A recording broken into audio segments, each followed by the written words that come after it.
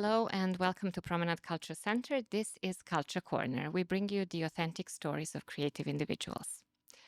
We have a guest today, Areej Saleh, poet and the founder and creative director of Artscene.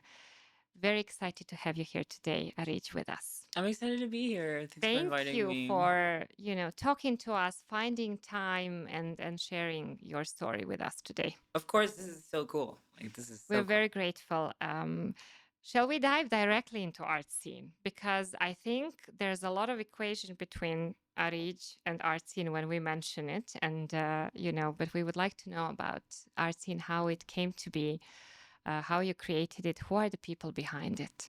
For sure. I don't listen, I was prepping for this Yeah. and I don't want to get into too much detail, but I might. When I was art scene has its roots in poetry. And I think we'll talk about this in a little bit.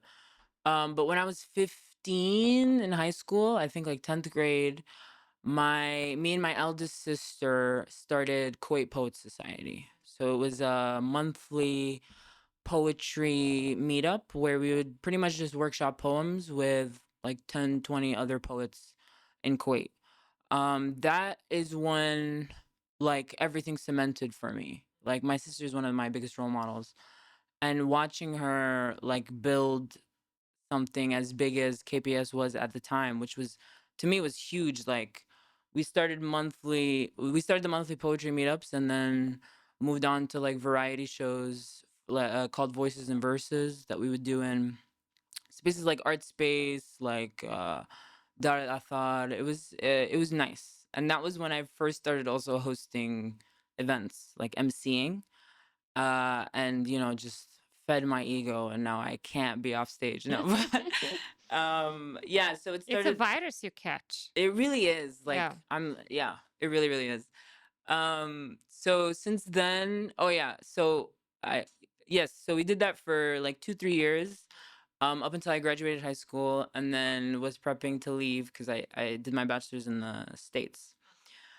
Um, in the States, I KPS kept going. Dissolved I think like a year, 2 years after I left. Just because time does that to things. But it was still one of my proudest things that I ever worked on. And like uh a huge foundation to my relationship with my sister, right? And my entire family. And my relationship to the Kuwait creative scene.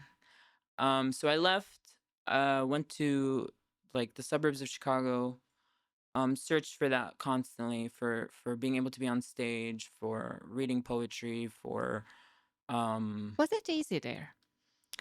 well, poetry in Chicago is crazy. Yeah, Mm. I'm sure you can imagine. The Green Mill is, I think, where the first ever poetry slam was Happened. Yeah. happened. Yeah, and now it's like one of the longest running poetry slams in the world. So Chicago poetry, yeah, is crazy, and there's places like Luya Poetry and young Chicago authors that really pushed me deeper into poetry. I worked with these organizations, so it was really beautiful, and it's kind of like in Kuwait, I was kind of reaching for that, right? And so I was able to kind of get there when I was in Chicago, but um, it still came with a lot of difficulty, of course, and searching for myself and working through a lot of anger. That's sort of what poetry does. Um, and then came back, and it was post COVID. It was 2021, post COVID, where I was like, where is everybody? Yeah. I said, where is everybody? Anybody? All the artists, all the creatives that I grew up like I was a teenager surrounded by amazing art and amazing artists, monthly, and that's a minimum also. Like monthly we would meet up with these folks. And so I just, took the old account, rebranded it to Artscene because I had reached into different mediums while I was in Mm. college. So I wanted to hang out with the visual artists. I wanted to hang out with the musicians, hang out with the poets again. So I took that older account, much to my sister's resistance, but I took the older account, rebranded it, and then also hit up Hussein, Muhammad Hussein, who was a poet when I was a poet, or is a poet now still. And then Asad and a couple other people that I knew back in the day and knew they were still hanging out and trying Khidr and Sufi. And we started doing the monthly hangouts. And the process was every month we would pick a medium based on vibes. Like I would just be like, "Oh, I met this I met this artist who does a lot of stuff with ink, so we're just going to do an ink hangout next month." I watched the video, about jams, so let's do a jam. And I literally was just experimentation.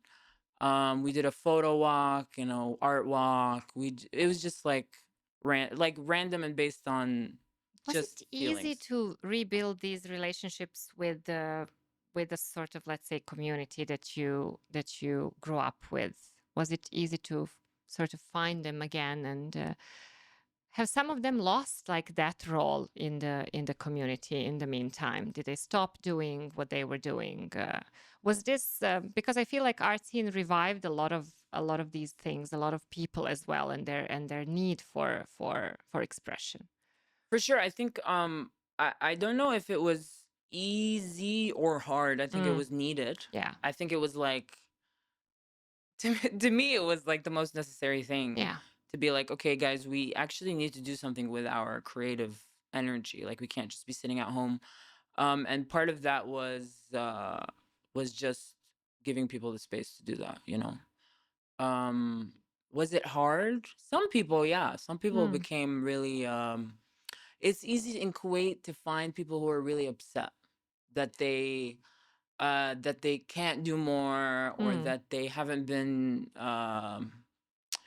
they're not famous yet, or yeah. they feel like the work that they did is not connected to Mm, the amount of attention that they have. And it's real. It's real. yeah, You can't even deny that. It's like yeah, people with amazing work and amazing art and yeah, like building towards mastery, and there's no space for them to exist.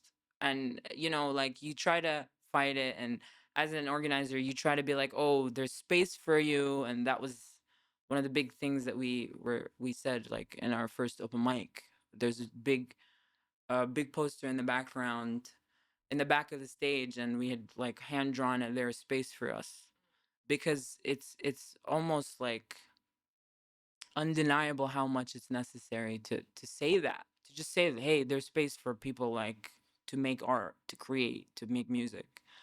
um so yeah, it is hard, yeah, of course. And then there's people who are like, oh, I've been waiting for this, and I'm yeah. so glad. So I wanted to ask about that.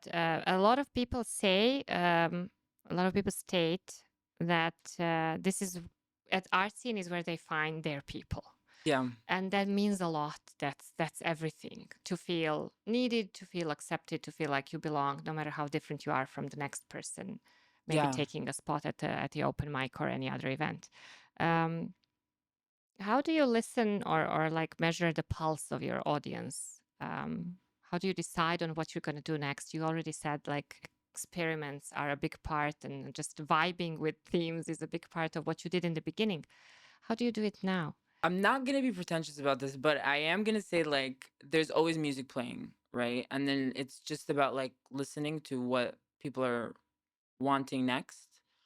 And some people will call that market research and make it really gross and markety, which is fine. I love marketing. I Yeah, love people in marketing. Maybe not too much in food and bev, but we'll yeah. we'll talk about that. Yeah, I think I wrote down like, but I prepped for this. I wrote down. I was like, I think a part of why people find Mm-hmm. their people is because there's literally nowhere else to find your people. Mm-hmm. Like, I want to say that art scene is the best, and like Yeah. this is really amazing, and it's actually because of art scene. It's also a lack of anything else that is built around art and music and culture. I think it is our job to also point out that maybe we are the only ones in the field and we want more. Oh yeah, I mean, please. so please do say that, there's a lack, because this Yeah. lack is something that we must identify and try to. This is part of, I think, of all our jobs, whether we're a cultural center, a different platform or anything. Yeah. So when people say they find their people at Artscene, it is because maybe there's no other place to find them. Yeah, especially early on. Like Yeah. it's changed now. Yeah. Like lots of people coming up and Yeah. especially like immediately post COVID, it was like you can't expect the art scene to do everything for you also. Like there was also this issue where we wanted to be more and we Mm. wanted to give people the space like to make their visual art and to make their music and to make poetry and to do comedy and all these things. But it felt like okay, we can't really be Everything. everything. Yeah. And it's unsustainable to want that. Nowadays, what do you most focus on? Probably music, comedy. We're doing a lot of poetry, so we kind of shifted towards like making sure we're building community and we're doing our community stuff. That's why Hawra Khalfan is our Mm. community manager. She focuses on the workshops, on like getting artists spaces to be able to work on their craft, Yeah. right? And to also build community with the people who are doing it in the same way. So like musicians meeting musicians and poets meeting poets. And then we have the bigger events, which almost seem like a funnel, right? So if you're working on community, if you're working on your craft, then you should also have a place to go next, right? We can't just keep doing open mics forever Yeah. because there should be a next step. And so we saw that, and then we said, okay, we're gonna start doing more curated shows where if you feel like okay, it's time for your next step, you've worked on an EP or you've worked on local on original Mm. songs or original stand up or poems, then we can kind of give you a bigger stage to showcase and to feel like you're actually finding your voice as an artist rather than as like an open mic is very, you know, casual. It gives you a place to experiment and play. And then the events sort of feel like, okay, I've kind of found my voice. I wanna like give you art, right? And artists come to you. Do they come with ideas, proposals? How do you deal with probably this incoming need of different artists to maybe with your platform find a place to showcase their art or share their art? It's Is nice it a pressure? to And do everything. because there's some sort of you have to make some sort of like decision of what is your so-called programming, I guess. No Yeah. matter how much you try to stay independent, wild, you can still be independent, but like at some point you have to. We just spoke about that prior to taping. How much do we like or dislike systems, and how much we need or don't need them if we want to grow? Yeah. Yeah, we're just reaching like system a little bit because uh or systems and like decision making Mm, processes too, which is yeah, huge for me because, like especially coming from art scene, like art scene was not nothing, but just never felt like an organization to me. It yeah. was just like a way for me to hang out with people. Are there like positive sides to sort of formalizing that existence, like registering? Obviously, are there like is there a need? Is there a legal need? Like, how does that work with your platform nowadays? Ooh, I'm really curious. yeah, it's a good question. For a while it was very underground. I won't Mm, say much more, but for yeah, a while it was very underground. It's risky in the way that art should be a little bit, yeah, where if you're pushing boundaries, then you're not gonna always be, yeah. doing things that are, how do I say, accepted widely. Um, so it was risky. It was fun, it was maybe unsafe also, which is I think where we found that necessity to formalize Mm, things because we made sure that we're keeping artists and the audience safe, yeah, and doing an open mic in a basement is fun and cool and yeah, underground, but you got to think about fires, right? yeah, And you got to think about like if something did happen, who would be held accountable, and it's always the person that's on the stage, right? yeah, So formalizing things gave us that sense of safety, so now like getting a license is a lot easier. and we can kind of move through that. But back then, that would have been impossible. And this is a number of things that you, as sort of an organizer, have to think about, because I believe that sometimes with these platforms, all we can think about is what content will you give us? You Yeah. know, will we hear a great poem? Are we going to hear great music? Can we Hmm. have a lot of fun? But there's so much thinking behind it to make Yes. sure that everybody is satisfied, safe, paid. All these things are something that are interfering with our creative natures, but are very necessary. Yeah, I don't Um, know. I try to think of it as not like necessarily interfering, but as part of mm. the limitations, like creative problem solving, trying to figure it out. I think it's fun. You know, I like system. I like not every system, but like you have to have some sort of a routine. For Things sure. maybe because I'm a parent, like things have to Mm, function. Like if we want this to keep rolling, everybody to be happy and do their thing, we need to follow a certain system, which is sometimes mundane and dull, but helps us organize things. yeah. But you also grew to that point that you have to think about all of these things, which is great. That means that the response was great and the need is great. Um, how does it feel to understand that as a platform, because you did this something out of your passion, out of the need to do something with that abundance of creativity you had in you?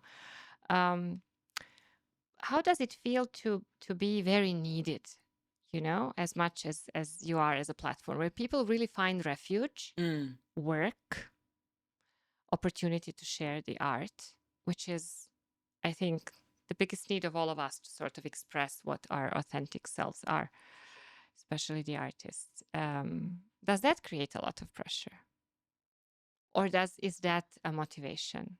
It definitely is a motivation. I Mm, think, I mean, it feels good. Like yeah. feeling needed is good. But I also like kind of hate it Mm, because it shouldn't just be us. yeah. Again, like it goes back to this, it shouldn't just be us giving people the space to spread their art or to express themselves. And it's not just us. Like Yeah. there's tons of other, like, you even like Promenade Cultural Center does a ton of stuff. So but it shouldn't be so limited, right? There should be too many opportunities for Yeah, artists. because we are all limited in our own ways, in our different ways, I guess. I Yes. mean, when you mentioned the center, we organize certain things. We're not in the same field, but Hmm. it's also like there is so many you can do per month, or per year, or your budget is giving you these many opportunities and so on. So I know what you're talking about. Um, However, we are very structured that way with like rules and decision-making processes and everything. So that in a way makes it easier for us and also restricts us at the Yeah. same time. Um, I Right. have maybe you would like to add something more to these previous questions of how platform was created, and people who are involved, and how you're sort of half formalizing certain things but actually just trying to navigate this growing process of Artscene. You've mentioned your community manager and that things are going in a little bit of a different way so that more opportunities are given. um, but I am very curious about the open mic nights, if I may jump to that. We had recently here Nada Fares, who mentioned you and the art scene. Was it art scene, or was it maybe even Kuwait Poet Society when she Yeah. was involved? Now I'm not sure of the time. As something incredibly positive, something incredibly, like a door opened Yeah. for so many artists, poets, and so on. And these are very vibrant events, and they're the talk of the town. The open mics. Yes. Yeah. Why do you think that? How did that happen? Why were they so wildly successful?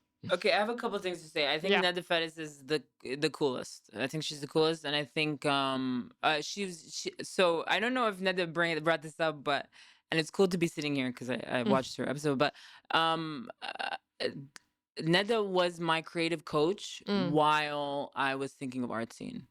So part of that is like it's all Neda's fault. But I'm glad that is clear, it's though. all Yeah. it's all Neda's Yeah. fault.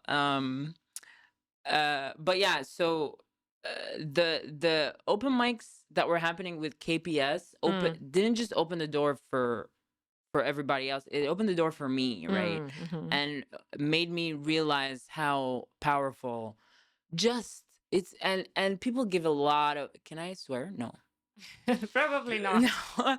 People give a lot of negative energy Mm, towards open mics because especially like people within like more intermediate mm, mm. export artists, they'll say, oh, you know, it's a cap, it's just like you can't just come in and do a cover and feel like you're an artist, right? You have to really work on practice and create that.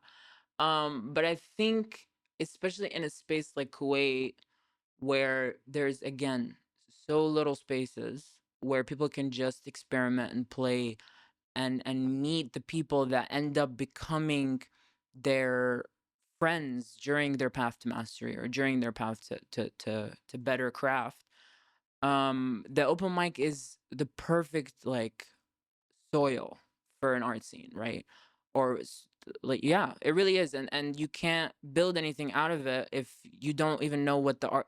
That's why we started with the open mics, is because we're the artists. Who even are we interacting with on a day to day, and who is here in Kuwait, and an open mic will bring it out because everybody wants a mic, right? Everybody wants to be on stage, especially if you've been on stage before. Yeah.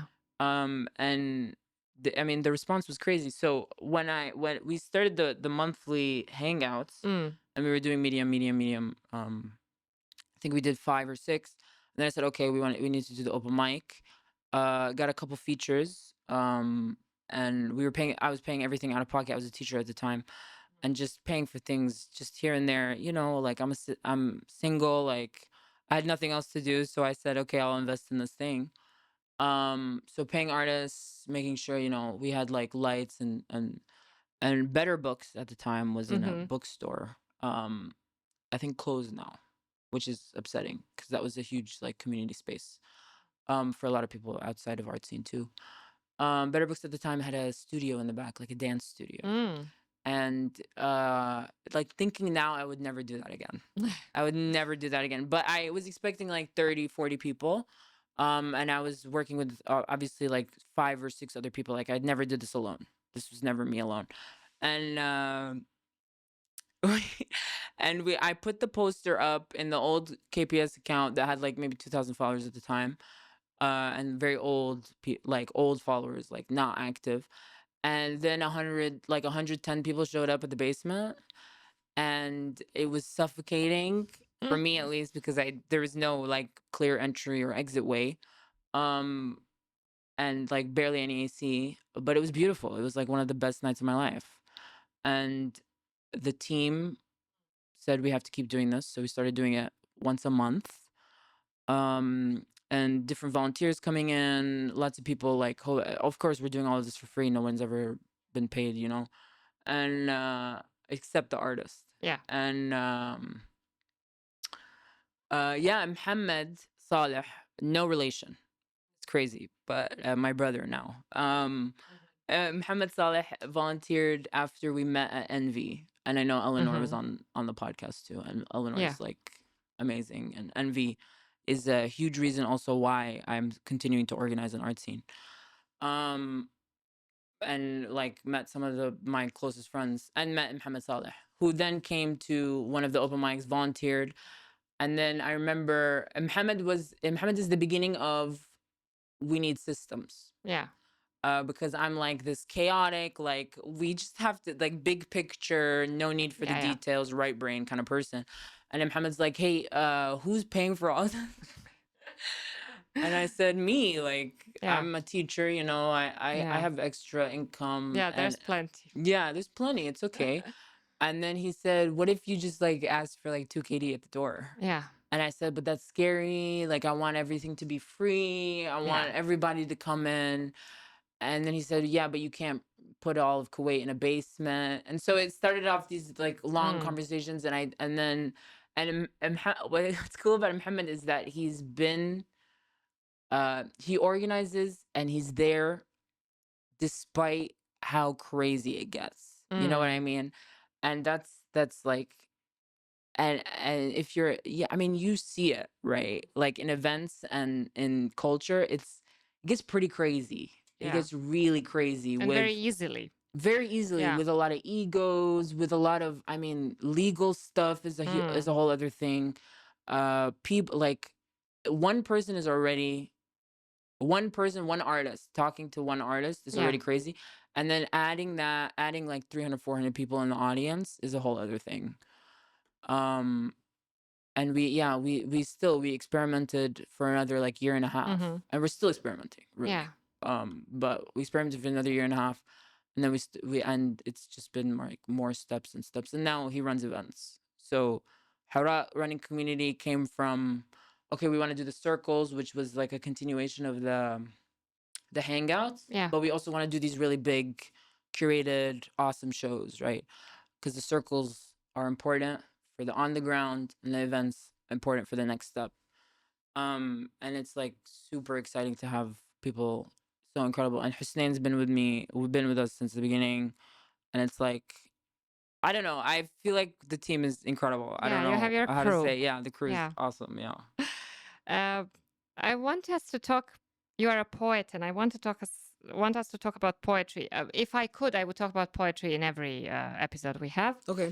but that's not always possible. But so when I wrote to you about this conversation, I said I wanted to talk about poetry, the start of all things vital and beautiful. Also, the place to say the hardest, harshest, most painful and true things, and so on. It is who we are, I feel. And as they say, all life's truths are always found in poetry. So I am really curious about that part of you, because um, you carry with your colleagues something large and beautiful and important that demands a lot of work. But I'm interested also in Areej the poet. How does that look like? And we want to know more about that part of you, and not necessarily whatever obviously you're comfortable sharing, not necessarily of what kind of poetry you write or when are we going to read, your poetry, or where can we find it and so on. More like of how it drives your life, and why is poetry one of the paths you've taken. Yeah, it did start everything. Mm, Like KPS did start mm, everything. And I met Haura when I was a poet at like 16 with Kuwait Writing Club. So mm. it's the beginning of all of it, and the essence of all of it. And it's just also how I interact with Artscene, right? And how I interact with the team. So being a poet, yes, yeah, it's like writing the poetry for sure, writing the poems. But it's also like the way of looking at the world, right? And like and like looking at the thing that hurts, I think is like a huge thing. Um Instead of ignoring what hurts or ignoring what is needed to be looked at, uh but to like point at it and say, what about that? And that's how I interact also with the team, but also with like events that need to happen, right? So um the next like round of workshops is we're working with Yusuf Yassin, and we're talking about bridging like or sampling Arabi and Middle Eastern music in like rock and western rock and indie alternative R&B western music, right? And it's only because it's here, right? It's only we're only doing this because it's necessary, right? And to listen to that is to have the ear of a poet, like to have the foresight enough to see what needs to be brought to the table. um does that, No, that's yeah, completely. To me, it absolutely makes sense. okay. But Okay, I'm also I live off of poetry. I mean, so yeah. it completely makes sense to me. I always wonder, when are we going to find poetry given more space and more importance in our education, for instance. Oh And yeah. this is like a sort of a half rhetorical question, but I am interested in how you feel about it. I mean, you went through a certain school, but also, at a certain level, you choose what you do. But where is poetry in those formative years? And um, I've read poetry written by Arab authors in the languages I understand. But when you compare it, when you know, think of all the poetry you've read, of all the poetry you've written, um, why does it, why is it still not where given the importance it's supposed to be given, be part of our educational systems in more, you know, be read? Why don't we read more poetry, even as adults? You interact constantly with poetry, but at the same time, I feel like it's not there enough as it should be. Yeah, it's hard to be romantic these days. Like it's Mm. hard to But really that's just the way see it's it. written. I think that people feel it's like a romantic way. Like, so I feel like the hardest things you're supposed to say, you can say them through For poetry. sure. Yeah. But it's less like sledgehammer. Mm. Maybe it is sledgehammer, but it's sledgehammer that um Does it need more skills for poetry. to understand it? I think it needs a different set of skills that we've completely gotten rid of across our, like you go to work, you're asking about adults, but you go to work, you're asked to do, this, right? Yeah. Even in the creative field, often we've like turned things into, I don't want to bash systems, right? But Mm. we've turned things into this like mechanistic parts of a whole kind of thing. And then looking at something as like a whole growing conscious thing, right? As culture, as like a growing conscious thing, as our experiences as a growing conscious thing. I think we don't think about that. It's very uh like big, like parts, machines, like cogs, like we have to tear it apart rather than just look at it and say, okay, what's going on here, right? And the poet, I mean, I think the poet does tear apart things a little bit, but has like maybe a little more holistic look at things Yeah. for sure. Yes. Yeah. So we're just used to like bullet points when Yeah. the poetry form in general is like looked at, frowned upon maybe. Um, I still want to stay within this field of poetry and to ask you, I've already asked how it defines you in a way, the fact that you are a poet. And I was wondering, do you see this as a brave choice in today's world? To be a poet, Yes. again, like I don't know if poetry is really interesting right now. Mm. Really interesting right now because you're like the whole conversation about AI. Mm-hmm. But like you can write a poem on AI. I don't really care. Like people are very angry about it, but it's like I don't really care. It's not about that, right? It's not about the product. It's definitely about the process.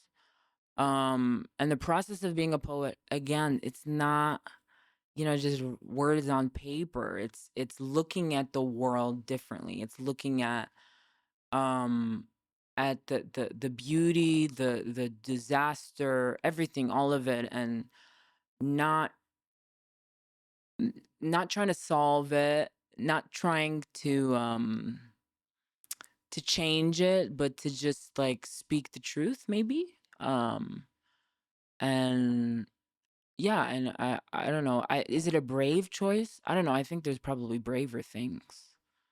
I don't know if I can call it brave just because it's a poem or just because I'm a poet, but I think you can be brave in In a million different other ways, things. yeah. Yeah. You've mentioned a lot experimenting that you do Mhm. within the work and different activities of art scene.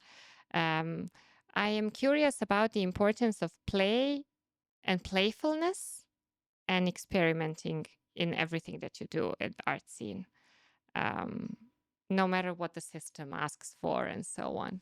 Yeah. These concepts of playfulness and experimenting are something that I was wondering about within the work you do at Artscene, given how many different fields you cover, how many different artists you have. Yeah. I think it's cool because it's like never the same. Art scene hasn't been the same, like, day to day. We're completely changing, which is great. I mean, it's part of, like, also, like, the beginner artist. I think art scene as, like I think it's cool to consider art scene as, like, it's literally artwork that we're doing all together. And so we go through phases of, like, okay, we're still literally finding our voice and finding our style and finding our things. But play is like, it's all of it, and we in the especially recently in the processes that we're building and the Hmm. infrastructure, we forget that it's not just bullet points, and it's not just like getting to the execution, but it's like the softer parts, Hmm. and the softer parts are what makes it all, especially as a group of friends. Um, so and sometimes it's like less efficient, right? Sometimes you got to hang out for an hour before you start the meeting, just so that you can remember that you're human beings and creatives and artists, and not just machines that are wanting to create something, right? Um, with the artists that we work with, for sure it's play. But then you also feel like, oh, am I being less professional Hmm. because I'm asking you to like brainstorm with me Yeah. instead of already having a document to show you that this is how we do it and that's it. So it's a part of creativity, and but at the same time, you personally, or maybe you as part of our scene, how do you define creativity? We asked Nada this, and Nada was like, I told her, actually, Nada, you're the first one I'm asking this. She's like, okay, no pressure. Yeah. But it's not a hard question. Just like, what is your concept of creativity, and what parts of it are important to you? Is it this? Is it the feeling you had when you came back and Mm. had to create, had to build this platform for people to come and meet and share? I, Is it more than that? I think it might be more. I think it builds up Mm, and it like it changes form and shape.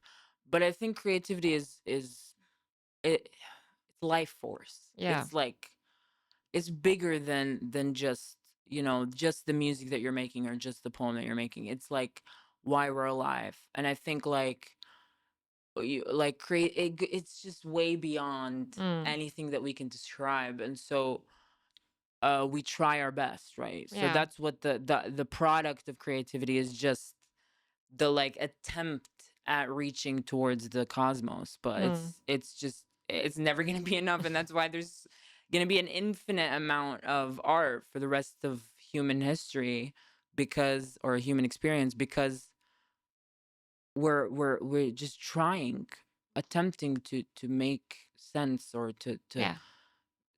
yeah, to create what is already there, right? The poems are already there, everything is already there with the essence of it.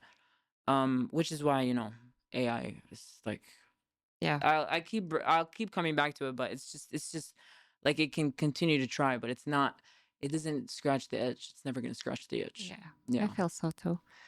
Um, how difficult is it to maintain art scene in, let's say, today's world?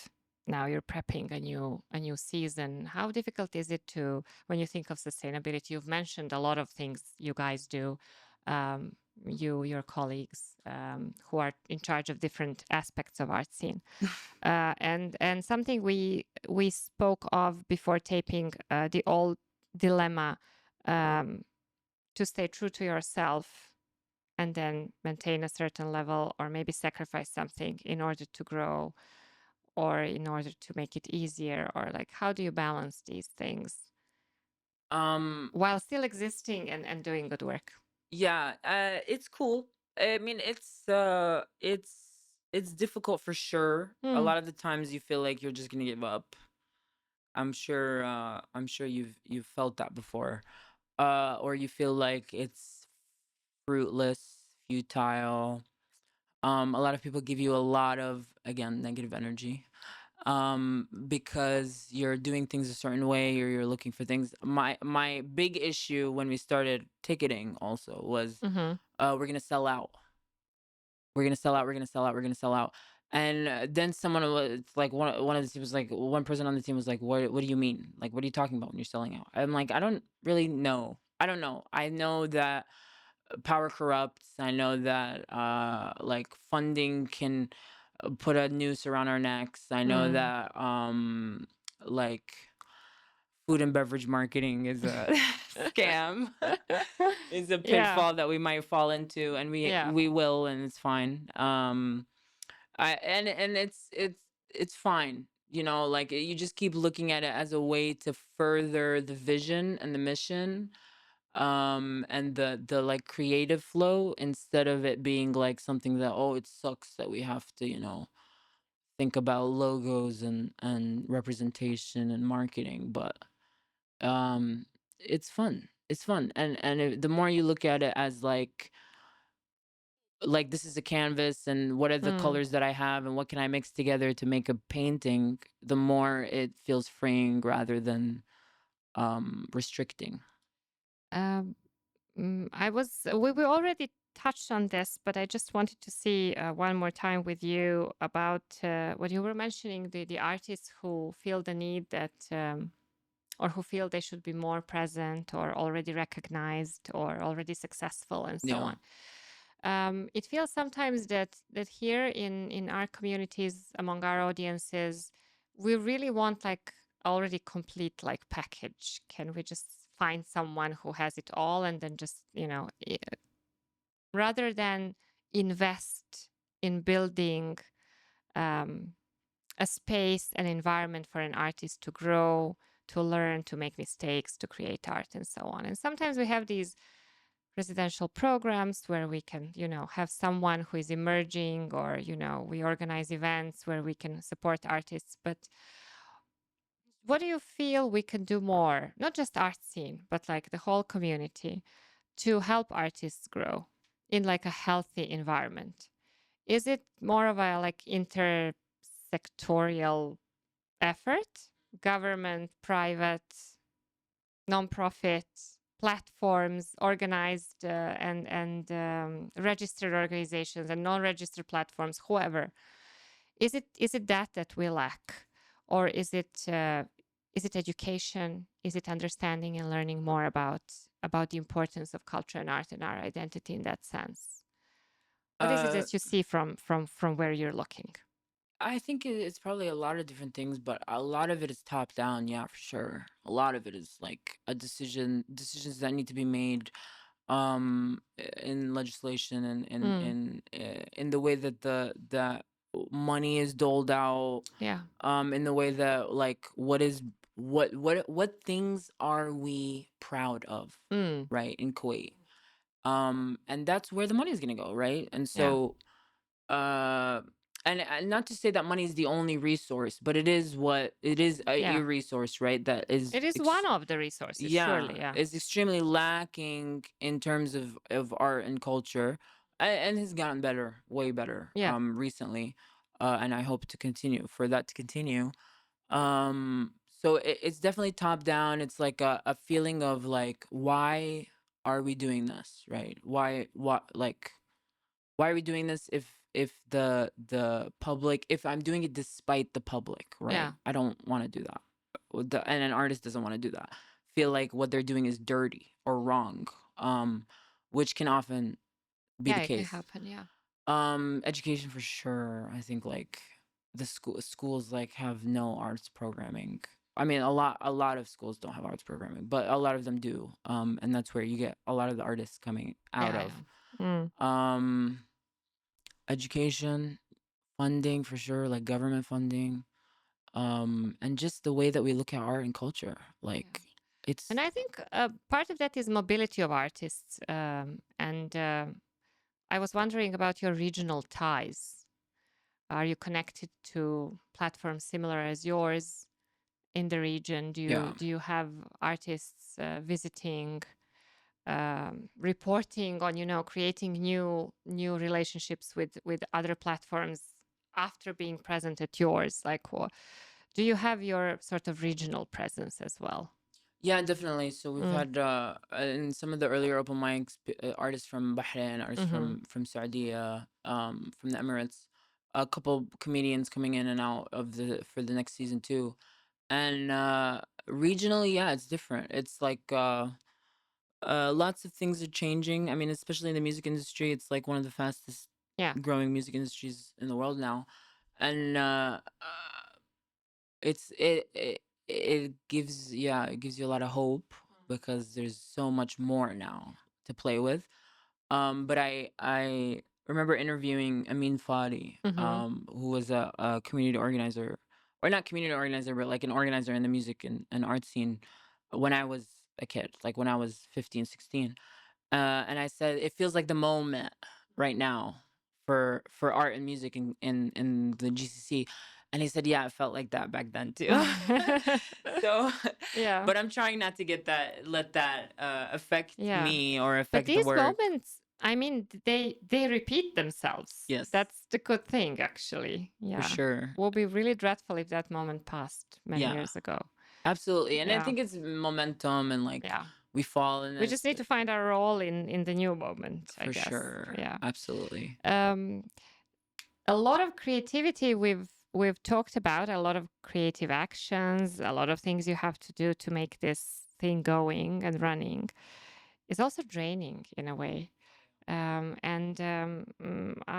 haven't asked this, I think, in a while, but one of my favorite questions is about rest, recuperation, is about finding that space of solitude and peace in order to be able to create from scratch again. Um, do you manage that? How do you do that? Yes. Yeah, we take summers off.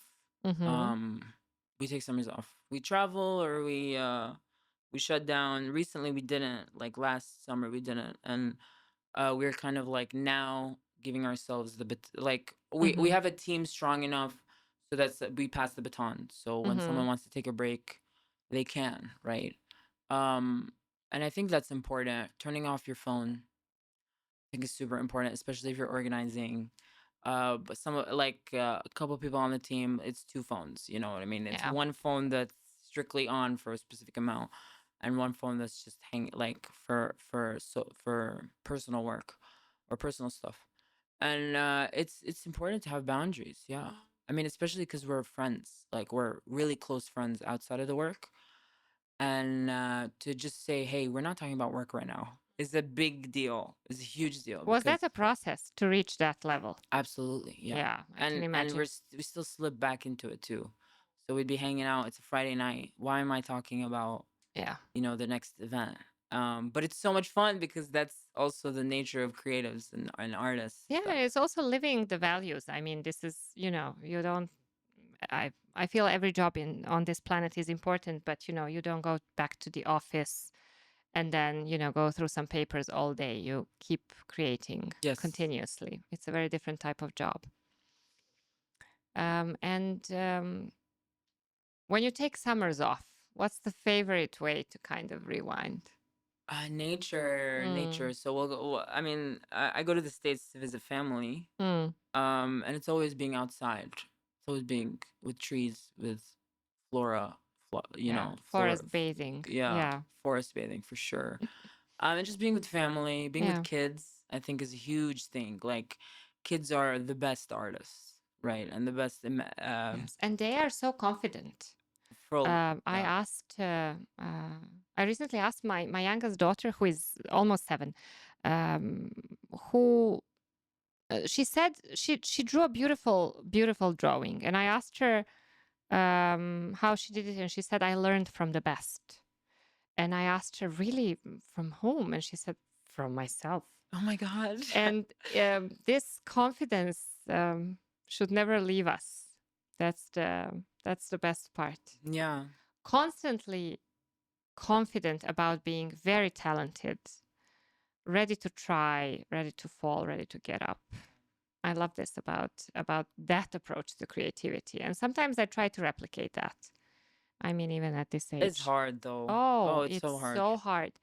And You, even when you pass, I'm at the age when I'm not questioning whether I can do things anymore. I know I can. It's not a question of positioning yourself anymore. You know where you are and everything else. There's a lot of perks come with age. yeah. But at the same time, that strength, that vital energy is not there anymore. Yeah. And it's not sad. It's just like a fact. Wow. And you have to kind of find ways to, but there are other things you're interested in, you know, and then you find energy for other things, which is a lovely thing. You keep finding new things about yourself, I guess. I'm curious about the plans you have. Obviously, you've talked a lot about the plans, but is there something really new or different or fresh you'd like to share with us, or at least when are you guys starting? What are the first things that will happen in this season? And I am curious about your plans as well, as much as you can share with us. Like, is there something on a personal, professional level that's really important to you and ahead of us? Yeah, the next season of Artscene is gonna be cool. Hmm. We have a lot planned in terms of events. That's good to know. Yeah, working really closely with Endo's Complex, which is really awesome and exciting. Because they have a cool space. And just, bridging also the gap of people feeling like they don't belong here. This is a big Hmm. thing Hmm. because of what they're interested in or because of the arts. And just kind of finding that like um that feeling of belonging and making it feel safe, but then also like just bringing cool stuff like good comedy, good music, good concepts. Also, it's really exciting to be able to work on full blown concepts instead of just like just wanting to event manage an open mic, Yeah, yeah. right? So like being able to curate is really awesome. So yeah, we'll be hopefully an event every month, so look out for that. And then in terms of community, I mean, we have our monthly open mic, our literary open mic, so poems and spoken word and comedy all the time. And some workshops from some really good people too coming in. Um, Personally, Hmm. I'm trying to figure out brand. It's Mm, really unfortunate to say that, but people love to talk about the necessary part of an artist's brand, and I'm an artist. I'm a poet. I make music. yeah. I make visual art, and it's for me. Mm. And I'm wondering if it needs to be for anybody else right now. So maybe it won't be for anybody else right now. But also That's like the constant question of, is art art if not shown? it Which we feels don't like it. have to, which we don't have to Yeah. answer, but it's a good thing to yeah, to ask. I Yeah, believe there's a spectator for any art, really, a consumer of any art. That's my personal belief. for sure. Yeah, It feels like art. It feels like art when I'm making it. But yes, you're right. And but there is also this idea of like what even is art itself. Like, does it have to look a certain way? yeah. Because art scene definitely feels like art. But someone asked me the other day was wondering like, what did you put your art to the side to make to build a space for art scene? And I don't. It doesn't feel like that at all. It feels like it's part of it. It's part of the creative process. What a good feeling that must be. Oh, it's awesome. It's so cool. It's again like so hard though Yeah, yeah, as making anything as yeah. I can imagine. yeah, it's part of so it does feel like part of my soul, like that's what I put into it and what a lot of the team is putting into. We are practically at the end of our time for today. I feel there are still so many topics to talk about. But what's lovely is how alive art scene is and how many great stuff is coming this season. Yeah, it's Uh, exciting. and exciting things for people of various fields and various niches of art and culture to join, find themselves, find the people they can talk to, share with, and so on. Possibly new connections built and new opportunities open. I guess Artscene is what it is all about. Areej, thank you so much for sharing all of this with us, also sharing some of your own plans and part of your being with us today. And we're very much looking forward to seeing you soon. Thanks for inviting me. This is Thank so you. much fun.